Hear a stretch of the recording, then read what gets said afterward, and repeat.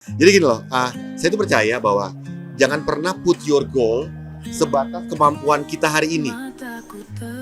Bisa ngerti? Nah, jadi kita memulai project ini tidak menempatkan goalnya sesuai kita hari ini. Artinya apa? Kita put goal sejauh-jauhnya, and then by the time kita akan diarahkan lah, akan tahu belajar apa dan lain-lain. Mars seperti planet indah dengan satu warna. Seperti apa sih Mas XR ini dimanfaatkan secara teknologi untuk di dunia perfilman? Gitu. Boleh, mungkin dari Mas Subir ya. Silakan. Boleh.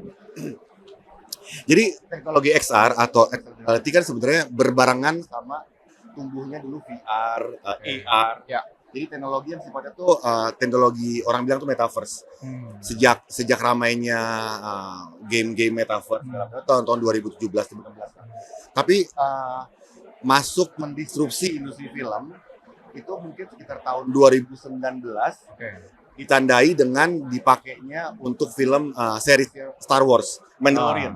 Jadi mereka tuh yang mungkin yang pertama kalinya secara masif ya, secara masif mengambil core teknologi yang biasa dipakai oleh game, oleh aplikasi, event dan lain-lain ke ranah film. Dan di saat itu juga lumayan heboh nih di kalangan penggiat teknologi film lah. Maksud saya nih, kok ini apaan nih gitu. Karena beda banget. Biasanya syuting dengan green screen, kali ini LED. Nah, kebetulan saat itu tuh lagi COVID. Dan kita juga udah menginisiasi mau bikin film sci-fi, tapi kita bikinnya gimana? Karena gini, kita menyadari bahwa kalau kita mempergunakan teknologi yang existing, itu pasti mahal. Mahal dan lama. Jadi, berbarengan sama film ini dibuat, kita mencoba mencari teknologi apa yang realistik bisa kita pakai. Nah, saat COVID, kita punya cukup waktu untuk belajar lah dari YouTube dan coba kita apply ke beberapa project video klip gua lah gitu. Di saat kita merasa yakin, baru nih kita bangun studionya, kita apply ke Plugin di Mars.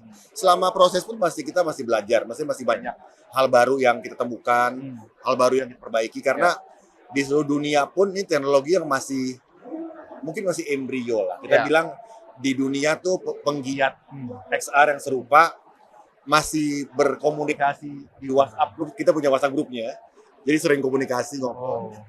Tapi saya cukup yakini bahwa teknologi ini yang akan menjadi teknologi yang ngelit di masa depan. Karena kami berkomunikasi sesama studio dari beragam negara.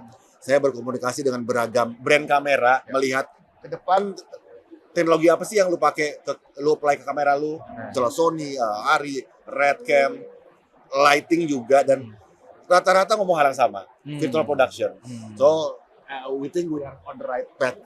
Kayaknya sih gitu. Dari sisi Mas Dandi boleh? Oke, kalau dari kita waktu kalau hubungannya sama Pelangi di Mars, waktu tahun 2020 UPI menarasikan story dan konsep tentang Pelangi di Mars. Pertanyaan pertama story-nya itu udah the first time itu saya udah langsung impress. Tinggal pertanyaannya gimana cara buatnya? Ya, cara buatnya gimana?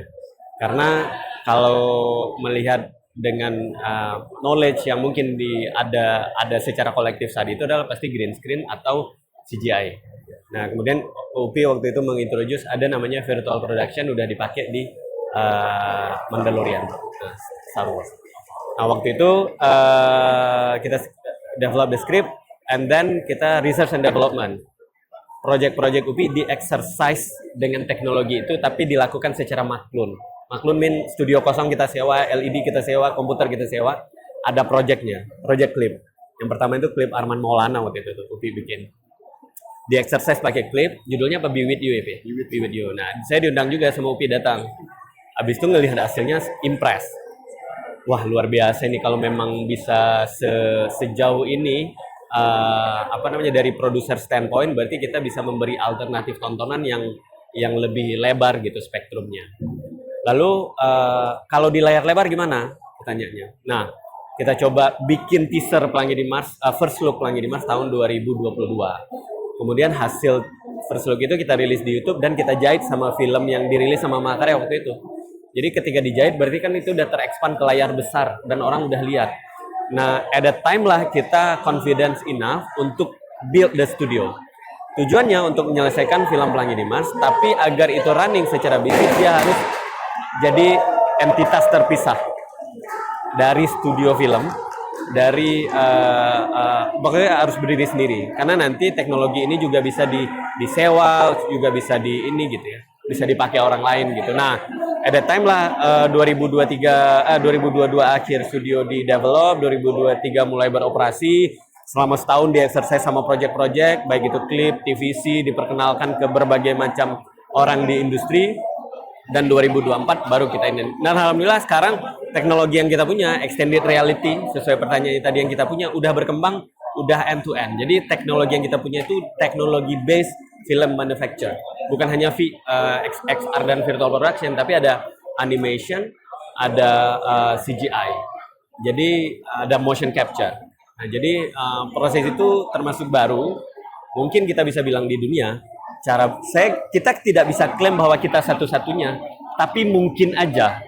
Kalau di Indonesia itu udah pasti nggak pernah ada yang ngerjain. Southeast Asia juga ya. Tapi kalau sampai ujung seperti ini, mungkin di seluruhnya kita nggak tahu apakah pernah ada atau enggak. Karena motion capture yang kita lakukan pun itu nggak beda metodenya sama motion capture yang ada di film Avatar dan lain-lain gitu. Motion capture yang kita lakukan itu software base yang kita develop sendiri yang lebih simple. Nggak pakai baju marker gitu. Jadi dia pakai baju renang, habis itu ya ada teknologi yang kita develop sendiri di studio kita. Jadi studio itu more than virtual production. Tapi ini udah jadi misalnya gini nih. Awalnya Pixar dibentuk itu tujuannya membuat komputer grafik gitu kan. Nah, akhirnya harus di-driven by story. Nah, ini kita lakukan secara DNA. Driven by story, apa yang harus diperkuat lini teknologinya. Nah, teknologinya itu memanfaatkan berbagai tools yang available, baik itu dari equipment, baik itu dari spek, baik itu dari software, gitu.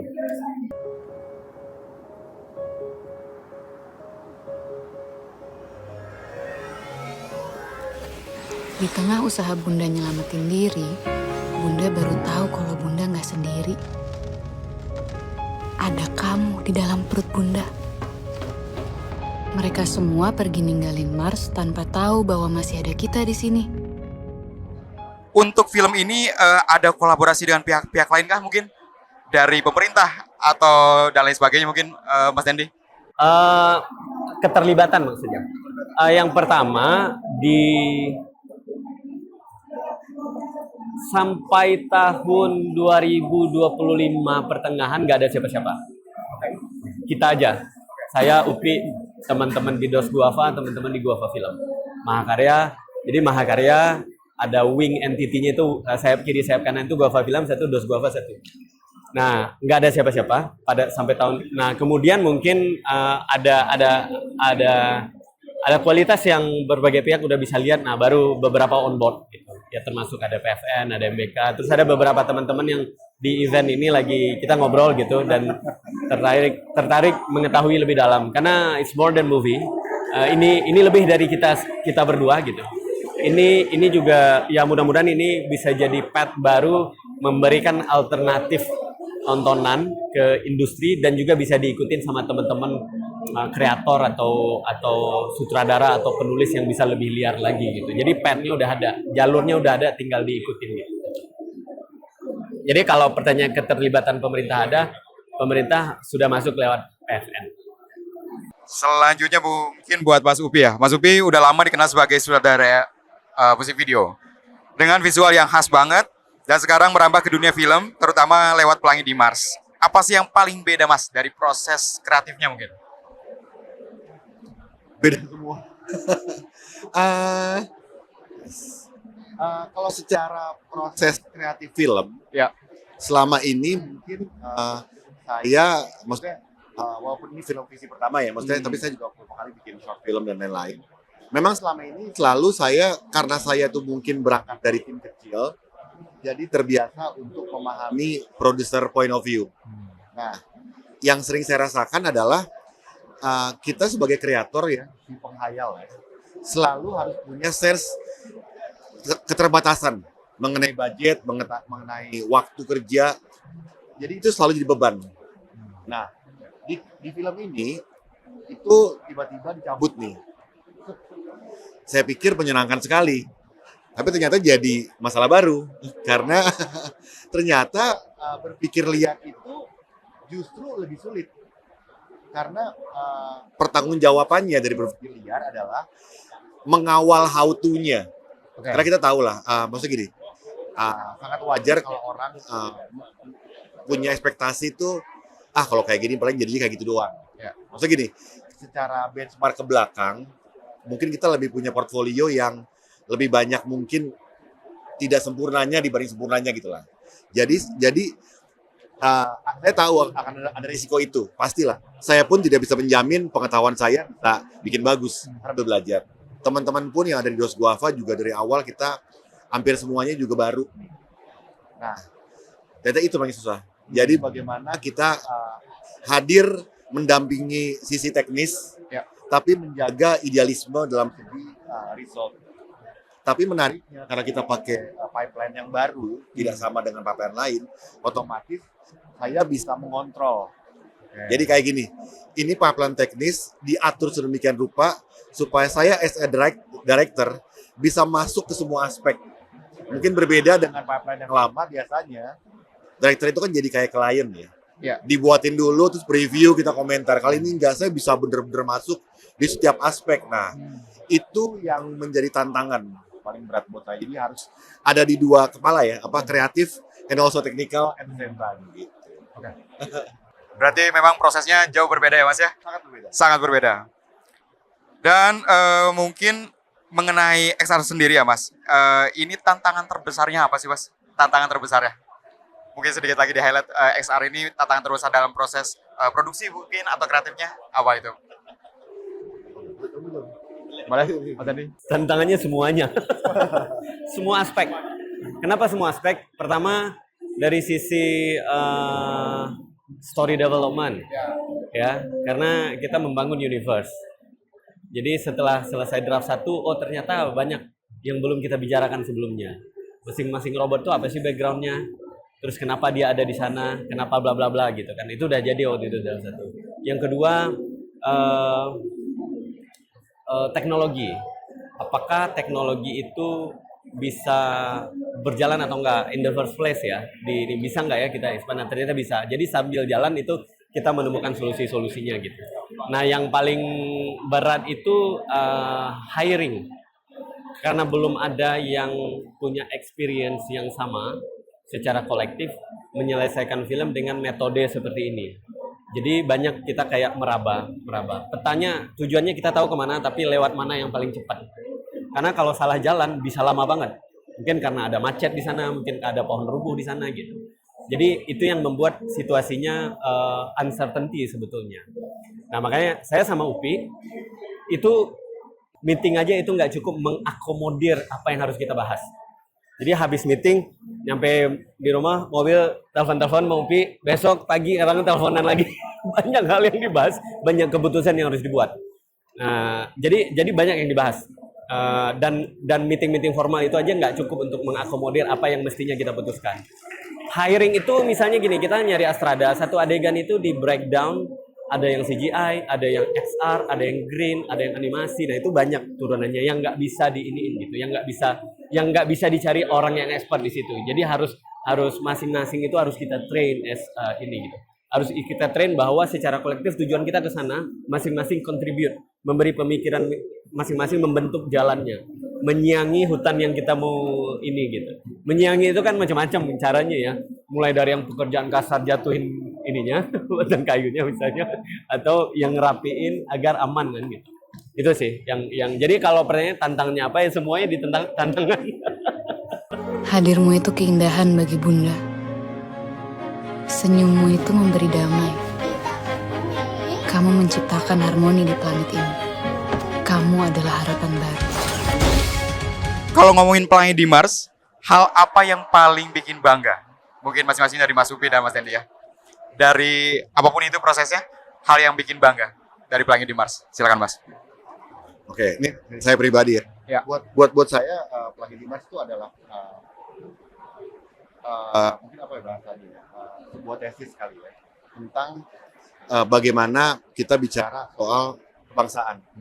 Tapi saya tuh meyakini kebangsaan dalam pengertian budaya dan lain-lain tuh nggak boleh jadi penghalang untuk sebuah karya, tapi harus jadi flavor yang kuat.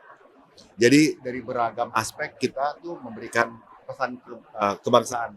Contoh, ide awalnya adalah ini film harus tentang orang Indonesia, anak kecil memimpin ekspedisi menyelamatkan bumi, tapi yang dia pimpin tuh robot Korea, robot Rusia, robot dari negara lain. Jadi kepahlawanan itu harus muncul dalam bentuk yang dapat dipahami secara universal. Itu satu aspek. Kedua, kita juga bicara soal keadaan bumi dengan climate change dan lain-lain. Itu yang di-solve oleh si pelangi dan robot-robot ini. Jadi Indonesia menjadi leading untuk bicara masalah bumi. Itu kan kebangsaan ya, satu hal. Hal lain, teknologi support. Kita berusaha untuk seawal mungkin ikut menjadi early adopters dari teknologi filmmaking yang didisrupsi oleh game engine.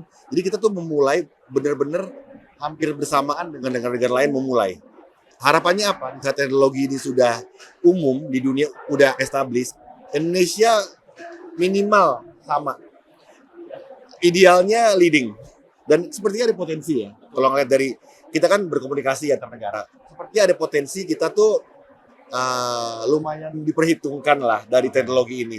Karena melihat teaser rilis kemarin ya, pas di-share di grup yang worldwide ini. Iya, virtual production expertise. ya even the software, Unreal Engine buat softwarenya, mereka notice dan mereka menyebarkan itu ke grup WhatsApp pribadi mereka. Semua divisi. Lihat nih, jadi maksudnya itu kan bangga buat kita ya. Nah, jadi sebenarnya ini film sebenarnya sebuah tesis bagaimana kita menggambar ulang tentang kebanggaan sebagai sebuah bangsa sih. Karena saya percaya bangsa yang besar itu muncul dari mimpinya anak-anaknya mereka gitu. Mimpi anak-anak, kita keren, kita besar, kita bisa melakukan dunia. Nah, itu sih kontribusi kita sebagai orang film gitu. Jadi tambahan mungkin secara produk ini kebanggaan kita terhadap Indonesia, secara proses juga. Secara proses. Jadi di depan dan di belakang layar itu jadi kebanggaan kita masing-masing karena pet baru yang kita siangi tadi untuk bisa secara produk bisa memberikan pengaruh besar secara kultural ke generasi Indonesia berikutnya, dan secara proses banyak teman-teman kreator orang-orang hebat di Indonesia yang bisa berkreasi lebih liar untuk membawa narasi Indonesia lebih ini lagi gitu. Karena tentu film pekerjaan kolektif, film pekerjaan yang panjang tidak bisa hanya dengan satu film.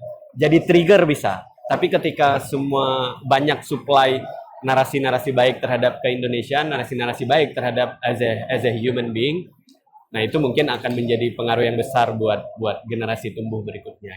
Mimpinya itu mudah-mudahan saya.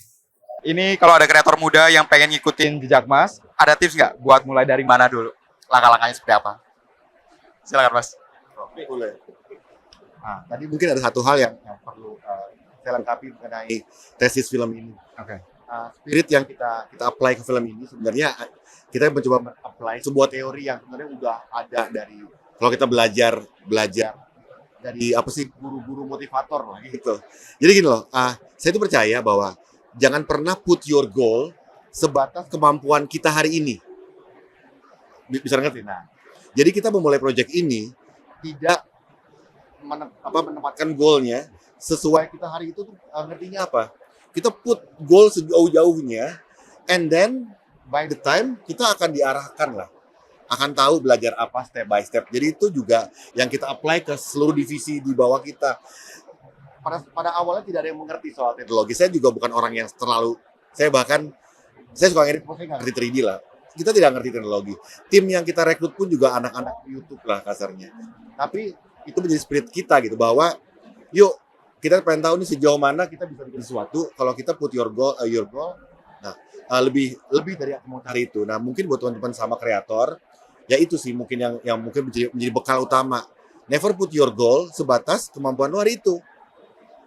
Karena by the time kita akan menuju ke sana kok, gitu pasti. Mungkin kalau di refer ke perjalanan saya pribadi, saya mungkin istilahnya itu Pareto ya, hukum Pareto gitu. Jadi dari 100% yang kita kerjakan mungkin 20% yang berhasil. Tapi yang membuat 20% berhasil itu adalah kegagalan yang 80% gitu. Nah, itu yang harus kita lakukan secara terus-menerus dan akhirnya seiring dengan visi, mimpi, itu kita menemukan orang-orang yang tepat bekerja sama dengan kita. Tepat bukan berarti hebat. Karena kalau semuanya hebat, karena gini, orang yang tepat dan baik ketika visinya tidak cukup kuat, tidak mengarahkan ke tempat yang dia mau tuju, dia juga nggak bisa kemana-mana juga, dia nggak bisa optimal juga as a person gitu. Jadi itu mungkin ya. Jadi saya percaya hukum Pareto 80-20. Selanjutnya find your super team. Jangan lupa nonton film Pelangi di Mars, Kebanggaan Anak Bangsa, insya Allah yang akan rilis pada tahun 2026. Sinema Ganda untuk film Indonesia. Oke, terima kasih banyak.